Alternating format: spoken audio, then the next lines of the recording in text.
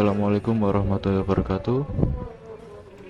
Perkenalkan, nama saya Muhammad Jilanda Nukman dengan NIM 2405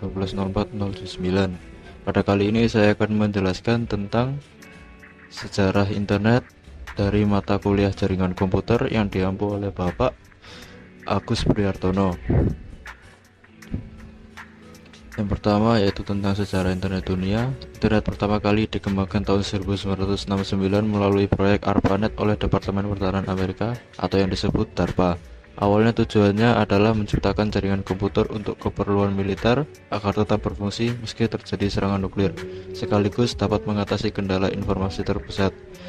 Lalu pada 1970, lebih dari 10 komputer sudah berhasil terhubung. Kemudian pada awal ditemukannya internet, mereka mendemonstrasikan melalui software dan hardware berbasis Unix yang merupakan cikal bakal dari Linux. Sering berkembangnya, ARPANET kewalahan mengelola jaringan sehingga dibagi menjadi ARPANET yang hanya untuk universitas dan non-militer dan MILNET yang hanya dikhususkan untuk militer. Lalu gabungan keduanya kemudian dikenal sebagai DARPA Internet yang menjadi cikal bakal internet saat ini. Selanjutnya ada runtutan sejarah internet. Sejarah internet berawal pada tahun 1960-an dengan lahirnya ARPANET oleh Departemen Pertahanan Amerika Serikat. Pada 1980-an, internet mulai dipakai secara terbatas di universitas. Lalu pada 1982, diperkenalkan protokol standar TCP atau IP yang diikuti sistem nama domain atau DNS pada tahun 1984. Kemudian pada tahun 1986, jaringan NSF-NET menggantikan peran ARPANET dan mulai menghubungkan berbagai jaringan di skala internasional. Lalu pada 1990, ARPANET resmi dibubarkan, namun internet terus berkembang. CERN memperkenalkan World Wide Web atau WWW pada tahun yang sama, yang diikuti pendirian Internet pada tahun 1993 untuk pendaftaran domain. Lalu pada sekitar tahun 1994, internet mulai masuk ke Indonesia dan terus berkembang hingga kini. Lalu kemudian ada sejarah internet ketika masuk ke Indonesia. Internet di Indonesia dimulai sejak awal tahun 1990-an, yang pada saat itu lebih dikenal dengan Paguyuban Network. Suasana kekeluargaan, gotong royong, dan kerjasama terasa hangat di antara para anggotanya. Pada perkembangannya, lebih terasa individual dan lebih komersial di sebagian aktivitasnya.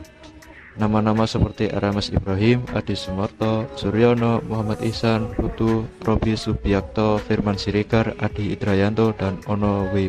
Purbo merupakan nama legendaris dalam sejarah internet pada awal masa di Indonesia dari tahun 1992 sampai 1994. Setiap personal sudah mengontribusikan keahlian dan dedikasinya dalam membangun sejarah komputer di Indonesia.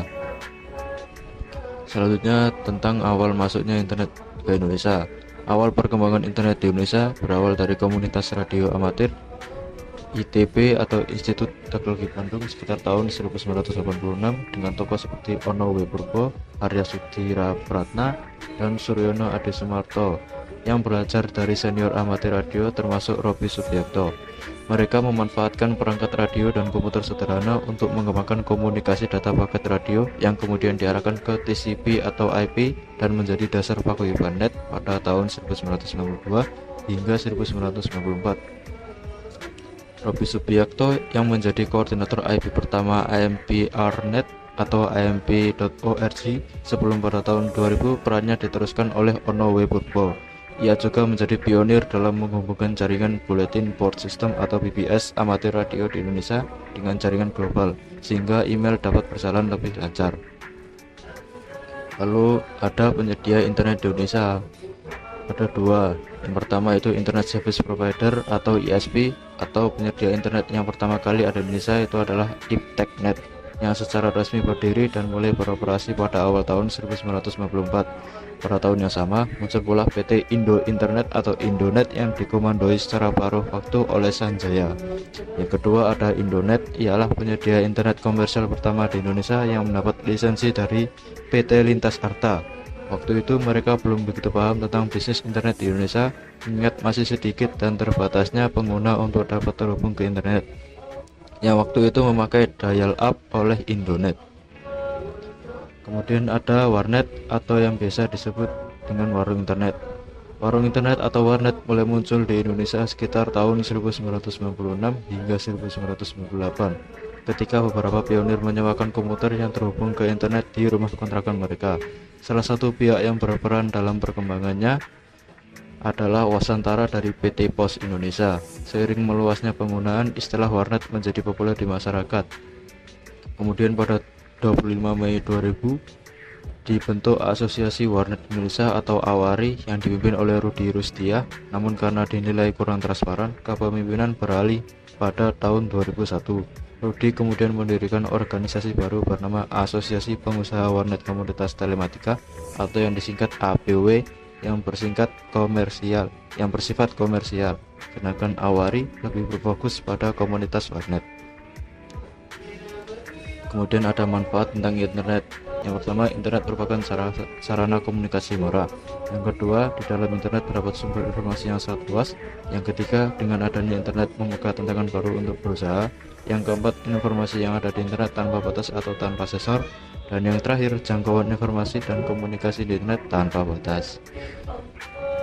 Lalu yang terakhir ada aplikasi internet yang terdiri dari dua macam, yaitu saya akan membahas yang pertama, yaitu ada resource sharing yang berisi sharing file dan sharing device.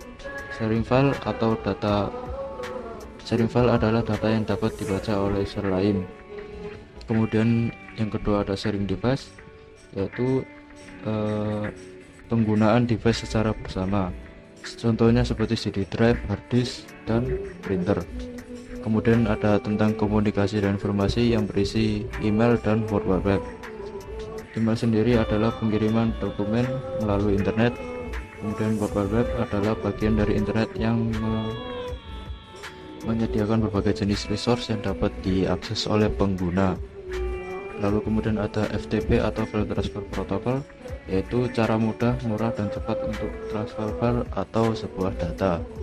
Kemudian bagian kedua ada chat, SMS atau Short Message Service, ada WAP atau Wireless Application Protocol, yaitu sebuah fasilitas akses internet untuk HP. Kemudian ada VoIP atau Voice over Internet Protocol, yaitu penggunaan telepon oleh internet. Kemudian ada teleconference, yaitu semacam pertemuan tatap muka antara satu user dengan user lain, tetapi terpisah oleh jarak dan waktu. Contohnya yaitu seperti Zoom dan Google Meet. Kemudian adalah mailing list. Terima kasih yang dapat saya sampaikan, kurang lebihnya mohon maaf. Wassalamualaikum warahmatullahi wabarakatuh.